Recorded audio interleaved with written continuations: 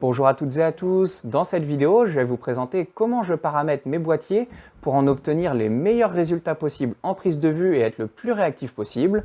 Donc je vais vous présenter ça tout d'abord sur l'Alpha 7 III et également sur le G9 pour que vous compreniez les différences qu'il peut y avoir selon le type de boîtier qu'on utilise et comment vous pouvez faire pour paramétrer au mieux votre boîtier avec les fonctions personnalisées, toutes les choses qu'on peut changer sur le boîtier pour qu'il soit encore plus adapté à notre manière de faire des photos et des vidéos. Pour commencer, je vais donc partir sur l'Alpha 7 III puisque c'est le boîtier que j'ai le plus personnalisé personnellement, étant donné qu'il y a beaucoup de fonctions sur l'Alpha 7 III qui de base sont très intéressantes parce qu'on peut les utiliser mais qui ne sont pas bien mises en avant je trouve pour mon utilisation. Après comme on a tous des utilisations différentes, ça ne sera pas forcément vrai pour vous, mais pour ma part j'ai eu besoin de beaucoup le personnaliser au début et puis derrière comme ça j'ai pu être extrêmement efficace. Et je suis très content d'avoir toutes ces options de personnalisation parce que si je ne les avais pas, eh bien j'aurais été obligé de m'adapter aux besoins qu'ont d'autres personnes qui ne sont pas forcément les miens et qui auraient été mis de base dans le boîtier. Je vais commencer du coup par les fonctions personnalisables. Dans le boîtier, il y a 4 touches personnalisables que vous pouvez utiliser et sur lesquelles vous pouvez mettre les fonctions que vous voulez pour que ça s'adapte vraiment à votre utilisation. Sur quasiment tous les boîtiers photo, il y en a, en tout cas sur tous les boîtiers actuels, vous avez des fonctions personnalisées avec des boutons physiques sur le boîtier et vous pouvez donc les régler dans le menu. Il suffit pour ça d'aller chercher le sous-menu où vous pouvez les régler et dans ce sous-menu, vous pourrez donc personnaliser chaque touche. Vous pouvez voir que sur le premier bouton personnalisé, j'ai mis le passage de viseur à écran, puisque de base sur les hybrides, lorsqu'on s'approche du viseur, on passe automatiquement sur le viseur et lorsqu'on s'éloigne, on revient sur l'écran. Mais pour ma part, ça ne me convient pas toujours, puisqu'il y a certains moments, notamment quand je prends des photos en soirée, je suis très intéressé par le fait d'avoir uniquement le viseur qui est activé, puisque si j'ai l'écran qui est activé, ça fait de la lumière, c'est dérangeant. Et à l'inverse, à certains moments, il peut y avoir quelque chose qui vient boucher mon viseur et le détecteur du coup du viseur, qui fait que je ne vois plus l'écran alors que moi, je n'ai pas mon œil qui est collé au viseur. À ce moment-là, du coup, je veux avoir que l'écran d'activé. Donc, j'ai une touche qui me permet de le régler très rapidement. Et je vous conseille vraiment de le faire d'ailleurs pour vous aussi, parce que dans beaucoup de situations, ça vous servira. Maintenant, voilà, c'est les fonctions que moi j'ai choisi de mettre. De base, il y en a certaines qui sont réglées. Vous pouvez les garder ou les changer si vous en avez besoin. Et ça, c'est vrai pour tous les boîtiers. Après, un autre réglage qui est très pratique et qui est sur beaucoup de boîtiers, c'est donc ce fameux menu fonctions où vous avez plusieurs fonctions qui sont très utiles et qui sont souvent les plus utilisées. Sur certains boîtiers, comme par exemple sur les Sony, vous pouvez absolument changer toutes les fonctions qui sont ici et mettre uniquement celles qui vous sont les plus utiles. Donc pour ma part, j'ai changé beaucoup de choses. Par exemple, vous pouvez voir que j'ai mis l'affichage des marqueurs, j'ai mis le profil d'image, c'est-à-dire passer en log, passer sur un profil plus standard. Si vous ne savez pas ce qu'est le log en vidéo, on vous invite à aller voir une vidéo qu'on a faite sur le sujet. Donc ça, c'est très pratique. Si votre menu avec les fonctions principales peut être personnalisé, je vous conseille vraiment de le faire. Ça vous fera gagner beaucoup de temps à la prise de vue, vous serez beaucoup plus réactif et vous ferez moins d'erreurs. Si vous voulez savoir si votre boîtier vous permet de le faire ou non, il vous suffit de taper sur Google, vous trouverez sans doute la réponse. Et puis de toute façon, si vous avez des questions sur le matériel photo vidéo ou que vous êtes intéressé par du matériel en particulier, on vous invite à nous contacter, les coordonnées sont dans la description et on se fera un plaisir de répondre à vos questions. Maintenant, avant de passer sur mon G9, j'ai un troisième mode de personnalisation très utile sur l'Alpha 7 III, c'est les modes personnalisés. Sur l'Alpha 7 III, j'en ai 2, sur le G9, j'en ai 3 par exemple. Ces modes-là, ça va vous permettre d'activer un des modes de base du boîtier, donc que ce soit programme, manuel, priorité vitesse, ouverture ou même le mode vidéo, et d'avoir tous les réglages déjà faits comme il pourrait vous être le plus utile.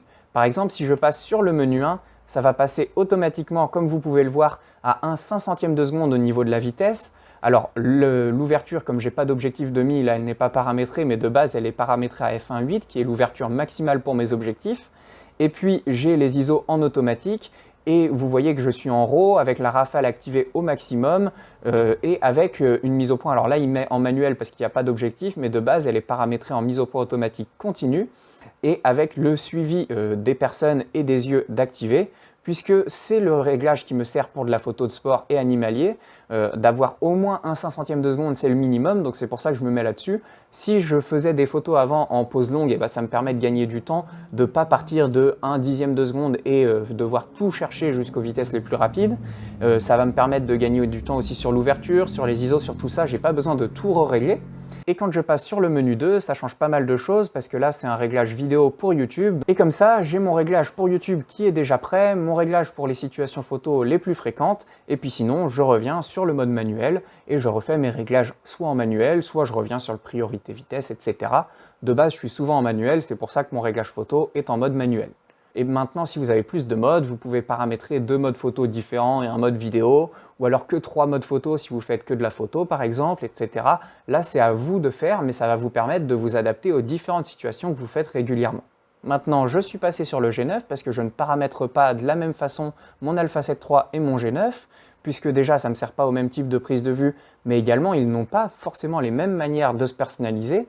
De base, par exemple, sur le G9, mon menu fonction, il me propose tellement de choses que j'ai pas vraiment besoin de le paramétrer, puisque j'ai déjà mon profil d'image, par exemple, qui n'existe pas du tout chez Sony. De base, il faut que je le rajoute.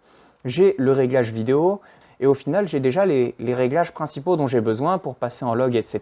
Et donc, de base, je n'ai pas besoin de régler le menu fonction. Par contre, ce que j'ai réglé, c'est déjà la rafale, puisque j'ai 2 modes de rafale que je peux régler sur le G9. J'ai 2 petits boutons qui me permettent de passer soit sur l'un, soit sur l'autre, soit retirer la rafale, puisque j'ai toute une molette qui est pensée pour les différents types de déclenchement. Donc le premier mode, je l'ai mis sur le mode SH1 qui correspond à la photographie en rafale avec la plus haute vitesse possible. C'est-à-dire que quand je prends des photos avec le G9, je suis à 20 images par seconde en rafale. Donc pour le sport, c'est idéal. Et puis après, j'ai aussi le deuxième mode qui lui, hop, pour vous montrer, est réglé sur SH1 pré, c'est-à-dire le mode pré-rafale. C'est les 2 modes que j'utilise le plus et je les ai justement paramétrés pour que je puisse les récupérer le plus vite. Quand j'ai besoin, je peux passer sur d'autres modes de rafale, mais de base, c'est les 2 qui me correspondent le mieux. Et donc, je les ai paramétrés pour pouvoir y accéder très rapidement. Et puis, j'ai aussi 3 modes personnalisables qui, comme sur l'Alpha 7 III, ont été paramétrés pour la photo et la vidéo. Le premier est paramétré pour la photo de sport et animalier. Le deuxième est réglé pour de la vidéo 4K à 25 images par seconde en standard. Et le troisième, lui, est paramétré pour de la vidéo en ralenti jusqu'à 180 images par seconde. Mais globalement, ce qu'il faut retenir, c'est que ces modes personnalisés sont vraiment faits pour s'adapter à vos types de prise de vue. Pour finir, un dernier paramétrage que j'utilise sur le G9 et que je vous conseille vraiment d'utiliser dans beaucoup de situations, c'est le bouton AF On qui existe sur beaucoup de boîtiers. Sinon, s'il n'existe pas, souvent vous pouvez utiliser le bouton AF AE Lock pour l'utiliser comme un bouton AF On. Le réglage que j'ai mis dessus, c'est donc ce fameux réglage AF On, c'est-à-dire que de base, quand vous n'appuyez pas sur ce bouton, vous êtes en mise au point manuelle. Au moment où vous appuyez sur ce bouton, vous passez en mise au point automatique. Vous pouvez le mettre soit en mise au point ponctuelle si vous préférez, soit en mise au point continue. Pour ma part, je préfère le mettre en mise au point continue pour 2 raisons.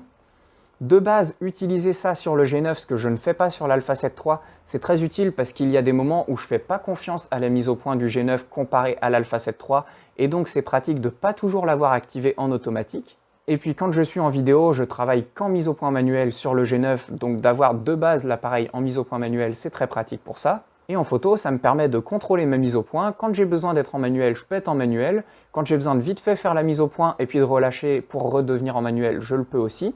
Et quand je vais être en mise au point continu, j'ai juste à rester appuyé sur le bouton. Comme c'est un bouton qui est situé en haut du boîtier, à l'arrière, c'est très facile puisque vous pouvez appuyer avec le pouce pendant que vous déclenchez avec l'index. Donc ça, si vous passez régulièrement de mise au point automatique à mise au point manuelle ou de mise au point automatique ponctuelle à mise au point automatique continue, je vous conseille vraiment de paramétrer ça dans votre boîtier, ce bouton iPhone. Ça vous fera gagner beaucoup de temps et ça vous améliorera vos prises de vue. Et puis le petit bonus, c'est que le jour où vous aurez la personne un petit peu embêtante qui vous dit, comme on l'a tous eu un jour, que s'il avait ce matériel-là, ce serait facile de faire de belles photos, vous pouvez lui prêter votre appareil, lui dire de prendre une belle photo. Comme il ne saura pas comment faire la mise au point, la photo sera floue et ça réglera la question. Voilà, sur ce, on espère que cette vidéo vous aura été utile. On vous souhaite une bonne journée et on vous dit à bientôt.